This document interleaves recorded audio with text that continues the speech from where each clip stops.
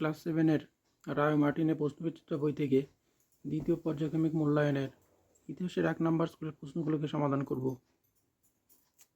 একে দেওয়া আছে বিমানন শব্দটি খুঁজে বের করো। প্রথম প্রশ্ন, ইলতুৎমিশ রাজিয়া ইবন বতুতা বলবন। এর মধ্যে বিমানন হচ্ছে ইবন বতুতা। ইবন বতুতা ছিলেন আফ্রিকা থেকে ভারতে আগত একজন পর্যটক, আর ইলতুৎমিশ রাজিয়া এবং বলবান ছিলেন দিল্লির সুলতান। দ্বিতীয় প্রশ্ন, খরাজ খামোশ জিজিয়া আমির। এর মধ্যে বেমানান আমির। আমির ব্যতীত অন্যগুলি ছিল নানান রকমের কর। দিল্লির সুলতানিতে শাসনকার্যে নিযুক্ত বিশিষ্ট ব্যক্তিরা আমির নামে পরিচিত। 3 নম্বর প্রশ্ন, টঙ্কা মোহর হুন্ডি জিতল। এর মধ্যে বেমানান টঙ্কা। বাকি 3টি ছিল মুদ্রার বিভিন্ন রূপ, আর হুন্ডি ছিল এক ধরনের কাগজ যা তুর্কি শাসনকালে বণিকরা এক জায়গা থেকে নিয়ে গিয়ে অন্য জায়গায় প্রয়োজন মতো ভাঙিয়ে নিত। 4 নম্বর আছে শাহজাহানবাদ, তুগলকাবাদ, কিলারাই লিথোরা, দৌলতাবাদ। এর মধ্যে দৌলতাবাদ ছাড়া বাকি 3টি ছিল মধ্যযুগের দিল্লির 3টি শহর। 5 নম্বর প্রশ্ন, পান্ডুয়া বুরহানপুর চট্টগ্রাম গৌড়। এর মধ্যে বিমানান বুরহানপুর।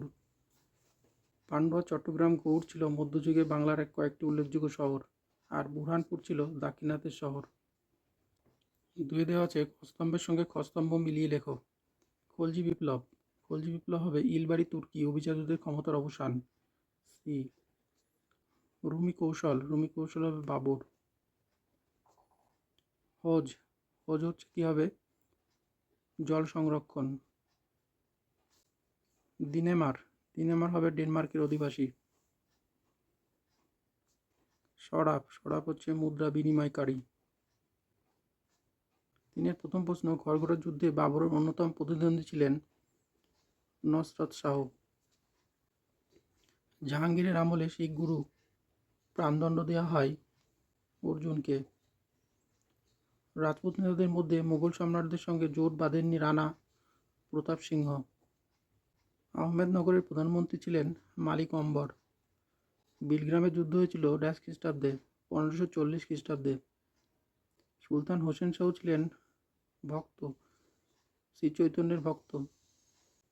4-এর প্রথম প্রশ্ন, মোগলরা তৈমুরের বংশধর হিসেবে গর্ববোধ করত কেন?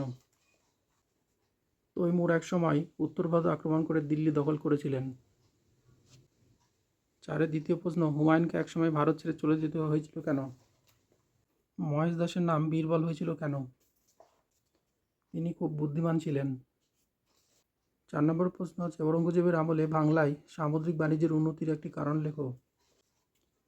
তিনি পর্তুগিজ জলদস্যুদের হারিয়েছিলেন। 5 নম্বরের প্রশ্ন, জাপ্তি বলতে কি বোঝো? আকবরের আমলে জমি জরিপের ভিত্তিতে রাজস্ব নির্ধারণের পদ্ধতিকে কি বলা হয়? জাপ্তি। 5-এর প্রথম প্রশ্ন, দিল্লি সুলতানদের কখন খলিফার অনুমোদন দরকার হতো? দিল্লি সুলতানদের কখন খলিফার অনুমোদন দরকার হতো? উত্তর এখান থেকে এই পর্যন্ত। দ্বিতীয় প্রশ্ন, সুলতান রাজিয়ার সমর্থন কারা ছিল এবং তার বিরোধী কারা ছিল? সুলতান রাজিয়ার সমর্থক আর রাজিয়ার বিরোধী।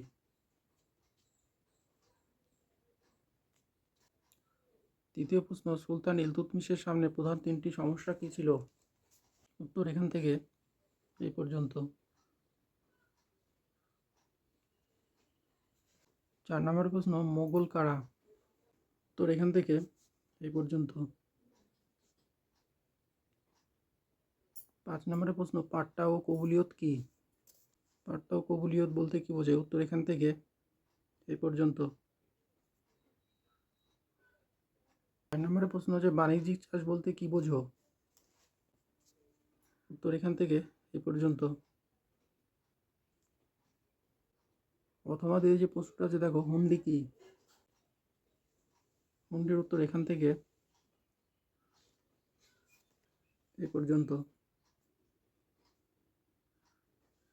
6-এর প্রথম প্রশ্ন, আলাউদ্দিন খলজি কিভাবে মঙ্গোল আক্রমণের মোকাবিলা করেছিলেন? উত্তর এখান থেকে এই পর্যন্ত। 6-2, মোগলরা কেন নিজেদের বাদশাহ বলতো? উত্তর এখান থেকে এই পর্যন্ত।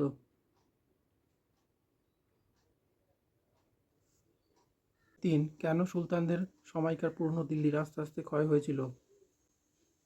উত্তর এখান থেকে এই পর্যন্ত। 6-4 ইকতা কি? সুলতানরা কেন ইকতা ব্যবস্থা চালু করেছিলেন? উত্তর এখান থেকে এই পর্যন্ত। 6-5 ষোলই-কুল কি? উত্তর এখান থেকে এই পর্যন্ত। 7 প্রথম প্রশ্ন, আলাউদ্দিন খলজির বাজার দর নিয়ন্ত্রণ নীতি আলোচনা করো। উত্তর এখান থেকে এই পর্যন্ত। 7-2 ঔরঙ্গজেব কিভাবে দাক্ষিণাত্য সমস্যার মোকাবিলা করেছিলেন? উত্তর এখান থেকে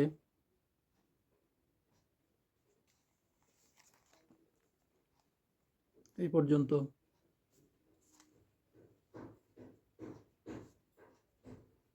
শেরশাহের শাসন ব্যবস্থা আলোচনা করো।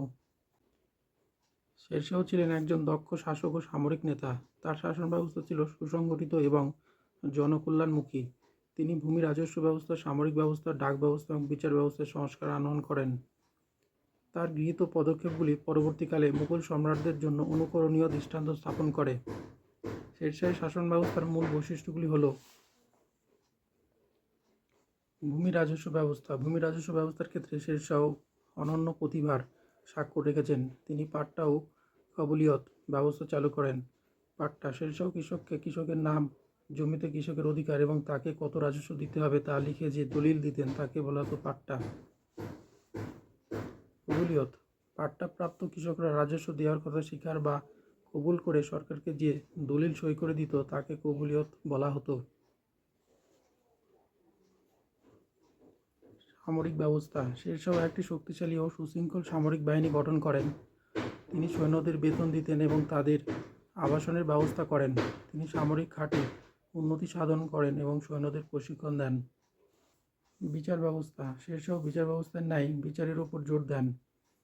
তিনি তার সাম্রাজ্যের মধ্যে একই ধরনের আইন ও দণ্ডবিধি প্রবর্তন করেন। সম্রাট স্বয়ং প্রতি বুধবার আপিল মামলার বিচার করতেন। অপরাধীকে শাস্তিস্বরূপ বেত্রাঘাত, অঙ্গচ্ছেদ, এমনকি প্রাণদণ্ড দেওয়া হতো।